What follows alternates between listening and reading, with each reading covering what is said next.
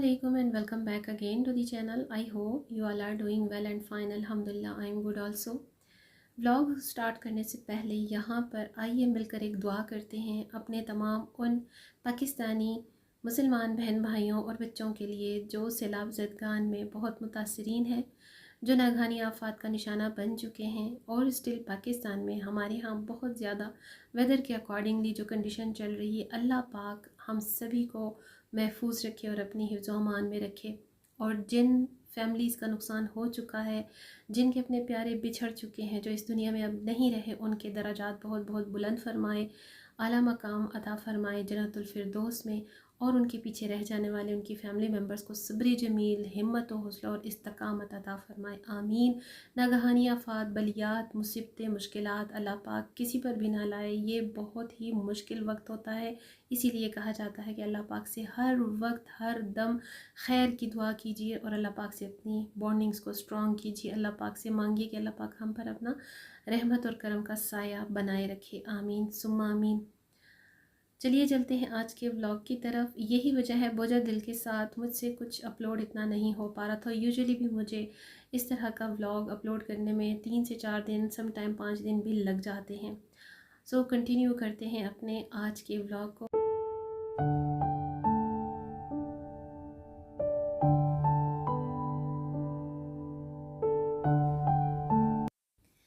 मौसम, हालात और वाक़यात, लम्हात चाहे जैसे भी क्यों ना हो, ज़िंदगी चलते रहने का नाम है और इसी को कहते हैं ज़िंदगी।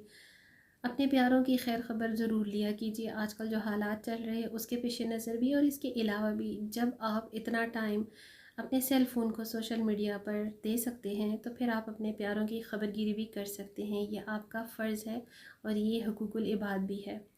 कहा जाता है कि अल्लाह पाक ने हजूर अकरम सल्लल्लाहु अलैहि वसल्लम के ज़रिए हमें जिन अहकामात का फ़रमान फरमाया है उनमें से एक है कि हकूक़ुल अल्लाह में अल्लाह पाक माफ़ी फरमा सकता है, लेकिन हकूक़ुल इबाद में कोई छूट नहीं, कोई माफ़ी नहीं। इसलिए अपने तमाम प्यारे रिश्तों को अपने करीब रखा करें, उनकी ख़बरगिरी करते रहा करें, उनसे दुआ सलाम ज़रूर किया करें। अगर कोई आपसे नहीं भी रखना चाहता तो 1 बार 2 बार नहीं तो 3 बार उनके साथ कांटेक्ट कीजिए। फिर भी अगर आपको कोई वेलकम नहीं करता तो फिर आप छोड़ दीजिए, लेकिन आप एक इस्लामी तर्ज पर 3 दफ़ा की शर्त को पूरा ज़रूर कीजिए अपनी तरफ से, क्योंकि तर्क ताल्लुक़ करने वाला मोमिन नहीं कहलाता।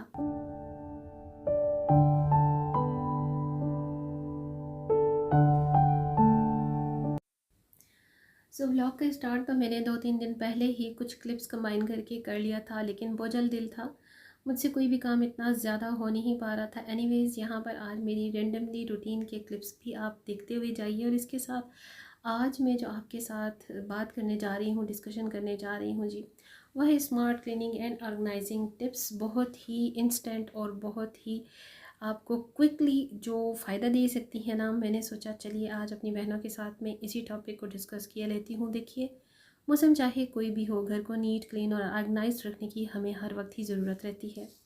समर्स तो ऑलमोस्ट ख़त्म होने ही वाले हैं। सो आज के व्लॉग में मैं अपने कुछ इंस्टेंट और क्विक आइडियाज़ जो शेयर करी हूँ ना, जिनसे आप अपने घर को बड़ा क्विकली और कम वक्त में डिक्लटर और टाइडी भी कर सकती हैं। सब में पहले मैं जहाँ से बात को अपनी स्टार्ट करती हूँ हमेशा की तरह, वो होती है किचन।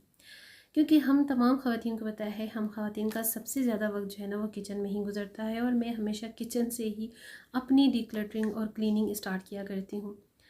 वैसे तो मैं हमेशा ही डेली कुकिंग करते हुए छोटे मोटे काम साथ साथ में हाथ के हाथ करती रहती हूँ, लाइक मसालों के डब्बों की सफाई, क्लीनिंग करना और बर्तनों की सेटिंग करना। अगर आपको लगता है, ऐसा फील होता है कि जो बर्तन आपके लिए अब काम के नहीं है या जो महीनों से आपके पास कैबिनेट्स में बंद पड़े हैं ना, तो आप उनको कहीं ना कहीं या तो डिक्लटर कर दीजिए, अगर वो गुड कंडीशन में तो किसी को डोनेट कर दीजिए। मैं तो इसी तरह करती हूँ। मुझे जो लगता है कि इतने टाइम से मैं जिन डिशेस को, जिन बर्तनों को यूज़ नहीं करी, या तो मैं उन्हें बिल्कुल कहीं और रख देती हूँ, सेट कर लेती हूँ, अगर वो बिल्कुल गुड कंडीशन में न्यू हो। और अगर वो यूज्ड हो तो मुझे ऐसा लगता है कि अगर किसी के काम आ सकते हैं तो किसी से कांटेक्ट करके, किसी से पूछ कर उनको मैं डोनेट कर दिया करती हूँ। हमारे यहाँ हेल्पर्स काम करती हैं, हमारे घरों में आती हैं, तो सबसे पहले तो उन्हीं का हक़ है कि उनसे पूछ लिया जाए कि अगर उन्हें इस चीज़ की ज़रूरत है तो उन्हीं को दे दी जाए। और अगर ये उनके भी काम की चीज़ नहीं है तो बेहतर है, टूटी फूटी हुई चीज़ किसी को देने से अच्छा है कि आप उसे फेंक दीजिए, डिक्लटर कर दीजिए, उसे डिस्पोज़ ऑफ कर दीजिए। अक्सर अपने स्पाइसेस जार्स को वक्तन फ़वक्तन साफ़ करते रहती हूँ, और मुझे तो ऐसा लगता है कि जो स्पाइसेस जार होते हैं ना, उन्हें वीकली शफ़ल करने की और रीफ़िल करने की हमें ज़रूरत पड़ती ही रहती है ना, इसलिए उन्हें हमेशा फ़्रेश करके रीफ़िल कीजिए। उनकी क्लीनिंग जो होती है ना, बहुत ज़्यादा ज़रूरी है। कैबिनेट्स के साथ साथ अपनी पेंट्री बॉक्स को भी ना रिफ़्रेश करती रहा करें। ऐसे नहीं कि ग्रोसरी लाकर बेहंगम स्टाइल में फेंक भांग दी और फिर महीनों बाद या फिर एक बार सीज़नल सफाई के वक्त ही आपने अपनी पेंट्री में झांका। ये बात मेरी अपनी मुशाहिदे की है, कई लेडीज़ इस तरह करती हैं और जिनको मैंने बहुत करीब से देखा है। माशाल्लाह से मेरी अपनी भी फैमिली में एक ऐसी हैं लेडीज़ जो काफ़ी एजड हैं, लेकिन अल्हम्दुलिल्लाह वो इतनी ज़्यादा सुस्त हैं, इतनी ज़्यादा काहिल हैं जिसकी कोई हद नहीं। वैसे हैं बड़ी वो स्वीट सी। आई डोंट नो कि उनको मेरे व्लॉग का, ये वीडियो चैनल का पता है या नहीं, बट इसमें माइंड करने वाली बात नहीं है, इट्स रियलिटी। बहुत सारी जो ख़वातीन हैं ना, ऐसी लापरवाही और सुस्ती करती हैं। फ़ैशन में तो वो हर किस्म की बड़ी ही एक्सपर्ट होती हैं, लेकिन अपने घर और स्पेशली किचन का भूल कर भी उनको ख्याल नहीं आता, बिलीव मी। और अगर इनका ये फूहड़पन किसी पर ज़ाहिर हो जाए ना, तो यकीन करें उनके पास 1000 एक्सक्यूज़ ऑलरेडी बिल्कुल इन एडवांस पड़े हुए होते हैं। देखिए, आप खातून खाना हैं, आपको माशाल्लाह से पूरे एक घर का सरबराह अल्लाह पाक ने बनाया, तो आपको इस जो आपको अल्लाह पाक ने ये नेमत दी है ना, उसको आपको इंजॉय करना चाहिए। और एक मुकम्मल सुघड़ सुलझी हुई समझदार होम मेकर और हाउसवाइफ होम मेकर बनने के साथ साथ प्रूव करके आपको दिखाना चाहिए। ज़िंदगी सिर्फ खा लिया, पी लिया, सो लिया और घूम फिर कर टाइम गुजार लेने का नाम तो नहीं होती ना। उसके बाद जी, अपनी डाइनिंग एरिया को क्लीन और डिक्लटर करें। ये सेकंड ऐसी टिप है क्योंकि इसी के साथ रिलेटेड है। किचन से रिलेटेड हमारा जो एरिया होता है वो डाइनिंग एरिया होता है।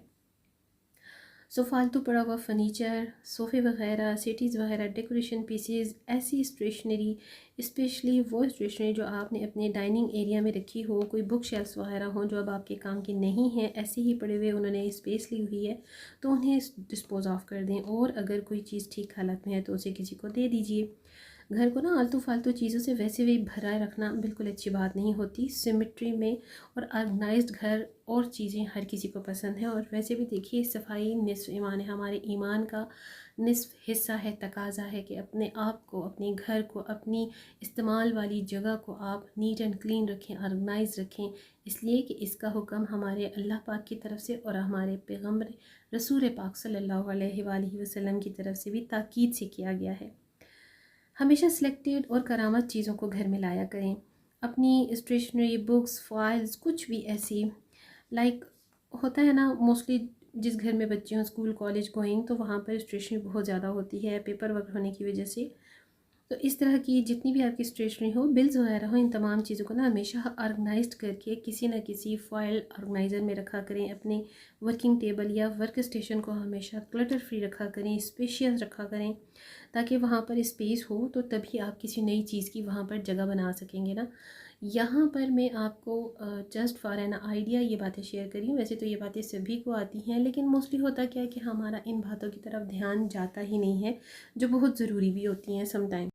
बिलीव मी, जब हमारा वर्क स्टेशन या जहाँ पर हम काम करते हैं, इवन हमारा ऑफिस भी, हमारे घर में भी वो कॉर्नर जहाँ पर हम होम वर्क करते हैं, वर्क फ्रॉम होम करते हैं, अगर वो प्लेस बिल्कुल नीट क्लीन और टाइडी होती है ना, तो वहाँ पर हमें काम करने का भी उतना ही मज़ा आता है और आप अपने वर्क स्टेशन के अराउंड के सराउंडिंग को फिर उस वक़्त इंजॉय भी कर सकते हैं। यहाँ पर ये बात बताने की ज़रूरत नहीं, बिकॉज़ हर जगह पर अब ऑनलाइन भी इजीली हर किस्म के ऑर्गेनाइज़र जो है ना, इजीली और रीज़नेबल प्राइसेस में अवेलेबल है। ऑर्गेनाइज़र इस तरह की कारामद चीज़ों पर अपनी मनी को खर्च किया करें, स्पेंड किया करें, जो आपके अपने और घर के लिए काफ़ी यूज़फुल हों।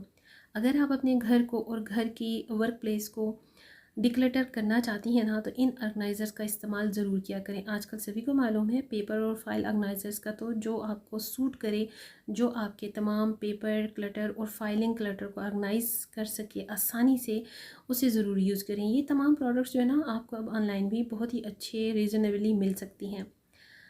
इसके बाद अपने घर में मौजूद आर्टिफिशियल फ्लावर्स, फ्रेम्स या डेकोरेटिव आइटम्स जो बार बार वॉश भी नहीं हो सकते और जो बहुत ज़्यादा आपसे सम टाइम यूज़ होने के बाद कहीं कहीं से ब्रेक भी हो जाते हैं, उन्हें भी डिक्लटर कर दें। एक बात बताऊं मैं आपको, ये जो डेकोरेशन पीसेस होते हैं ना, ये बहुत ज़्यादा इनमें डस्ट एक्यूमुलेट होती है ना, इस वजह से इनको अनवांटेड अगर आपको लगते हैं तो ऐसी चीज़ों को जल्दी से डिस्कार्ड कर दिया करें, ताकि आपका काम भी कम हो जाए और आपकी जो स्पेस है ना, वो भी क्लटर फ्री रहे।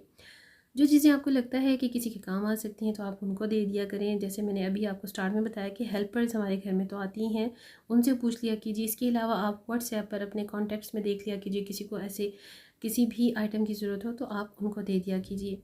अपने घर के पर्दे, कुशन कवर्स, बेडशीट्स और जितनी भी एक्स्ट्रा आपके पास चादरें वगैरह होती हैं, जितने थ्रोस वगैरह होते हैं, उनको अगर लगता है कि यूज़ हैं तो उन्हें भी आप फ्रेश रखिए। अगर सही हालत में हैं तो किसी ज़रूरतमंद को दे दीजिए। घर के वॉशरूम्स और किचन टॉवल्स को जो पुराने हो गए हैं ना, उन्हें भी डिक्लटर कर दें, क्योंकि टॉवल्स मुसलसल 2 या 3 सालों तक इस्तेमाल के बाद अगर स्मेली हो जाएँ तो समझ लीजिए कि इनकी जो लाइफ़ है ना वो ख़त्म हो चुकी है। बेशबहा जो है ना वो कंडीशनर वगैरह यूज़ करने के बाद भी इसका मतलब यही होता है कि आप अब इनको डिस्पोज़ कर दें। अपनी हेल्थ और घर की हाइजीन का भी ख्याल रखा करें। किचन टॉवल्स को तो हर 3 या 6 महीनों में आपको चेंज करते रहना चाहिए, क्योंकि 24/7 किचन टॉवल्स का इस्तेमाल हमारे यहाँ सबसे ज़्यादा होता है। इन सब बातों का ख्याल और ध्यान ना हम होम मेकर्स को ही रखना होता है। ज़ाहिर है घर में बच्चे, हस्बैंड तो ये ज़िम्मेदारियाँ करने से रहे। जब आप फालतू और टूटी-फूटी चीज़ों को डिस्कार्ड करेंगी ना, तो उसके लिए आपके लिए ये काम आसान हो जाएगा कि आपको डस्टिंग भी ज़्यादा नहीं करनी पड़ेगी और कई चीज़ों के लिए आपके पास स्पेस भी बनती जाएगी। अपनी वार्डरोब को सेट किया करें, डिक्लटर किया करें, कपड़ों की तह लगाकर हमेशा हैंग किया करें। बच्चों की स्कूलिंग और हस्बैंड के ऑफिस वेयरिंग्स को उनकी वार्डरोब में सेट करते हुए ना साथ साथ उन्हें भी आदत डालिए कि जो चीज़ जहाँ से उन्होंने निकाली है, चाहे वो सॉक्स हों, बेल्ट्स हों या शूज़ हों, इस्तेमाल करने के बाद दोबारा से थोड़ा सा साफ़ करके अपनी अपनी जगह पर रख दिया करें।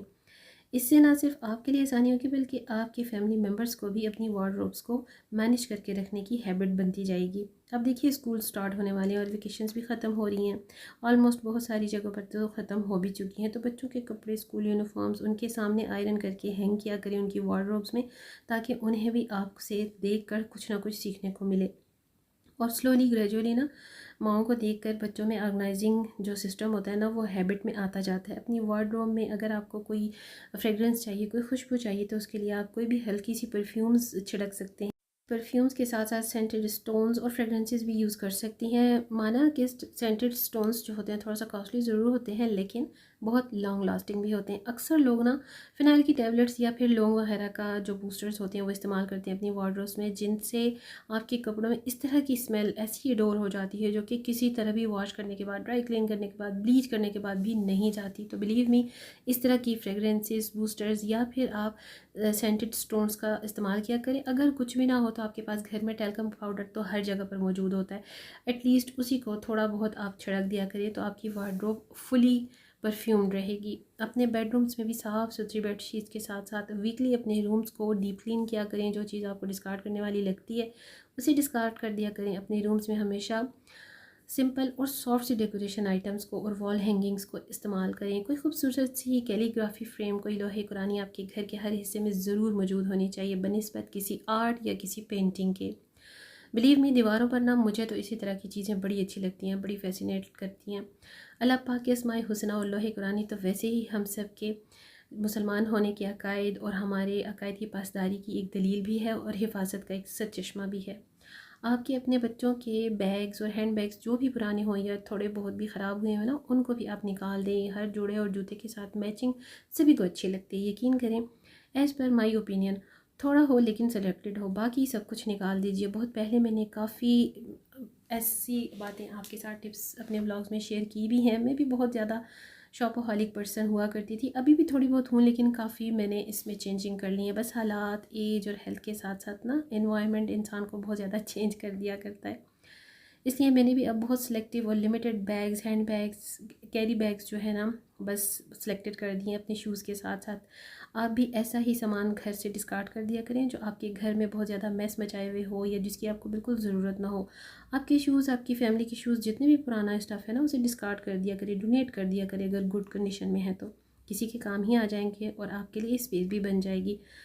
और देखिए एक बात याद रखिए कि किसी को अच्छी गुड कंडीशन में कोई चीज़ देना भी एक अच्छा सदका जारिया है। अपनी रोज़मर्रा की रूटीन की चीज़ें मसलन ग्लासेस, वॉचेस, ज्वेलरी, कॉस्मेटिक अगर कुछ भी डैमेज हैं तो डिस्कार्ड कर दें, और अगर गुड क्वालिटी हैं तो डोनेट कर दें, क्योंकि मुझे मालूम है कि हर खातून को नई से नई चीज़ ले करना रखने का शौक़ होता है। तो जब आप पुरानी चीज़ों को निकालेंगी तो ही नई चीज़ों की जगह बन पाएगी ना।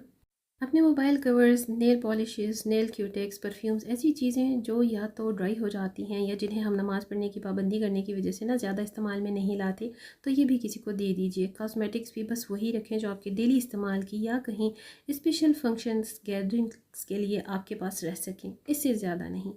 जितना चीज़ें आप सिलेक्टेड रखेंगी आपके पास स्पेस भी रहेगी और मेस भी नहीं बनेगा। बिलीव मी, जो चीज़ें मुझसे भी 4 से 6 माह में यूज़ नहीं आती ना, मुझे यकीन कीजिए कि वो सारा साल पड़ी की पड़ी रह जाती हैं और आपके साथ भी ऐसा ही होता होगा। इसलिए घर को नीट, क्लीन और ऑर्गेनाइज बनाने के लिए आपका अपने घर को गैर ज़रूरी सामान से क्लटर फ्री रखना भी बहुत ज़रूरी है। आज के व्लॉग में आपने जितने भी डिफरेंट वैरायटी ऑफ क्लिप्स मेरे व्लॉग में देखे हैं, ये सारी मेरी हॉबीज़ भी हैं और मेरी हैबिट्स भी हैं। पता नहीं, मुझसे फ़ारग बिल्कुल भी नहीं बैठा जाता और इस सब के लिए मुझे अपने मी टाइम में से फ्री टाइम निकालना पड़ता है, मैनेज करना पड़ता है और इस सब के लिए स्पेस भी घर में चाहिए होती है। सो वही आप सबके साथ मैंने जितने भी आज इतनी क्विकली आइडियाज़ और टिप्स शेयर किए हैं, उम्मीद है कि सभी आपको पसंद भी आएंगी और आप सबके लिए काफ़ी हेल्पफुल भी होंगी। जो सामान आपको काबिल इस्तेमाल लगे उससे इस्तेमाल करें और जो आपको लगता है कि अब उसकी आपको ज़रूरत नहीं है तो डोनेट कर दीजिए या किसी को दे दें, ताकि आपके घर में स्पेस भी बनती रहे और आपका घर मेस फ्री भी रहे। मेरा आज का व्लॉग यहीं तक था। आई होप आज का वीडियो और मेरे ये तमाम आइडियाज़ आपको अच्छे लगे होंगे। दीजिए मुझे इजाज़त नेक्स्ट व्लॉग तक। See you tomorrow with brand new content in the next vlog इंशाल्लाह। Stay blessed, stay happy and stay fit. Take very good care of yourself a lot. अल्लाह हाफिज़।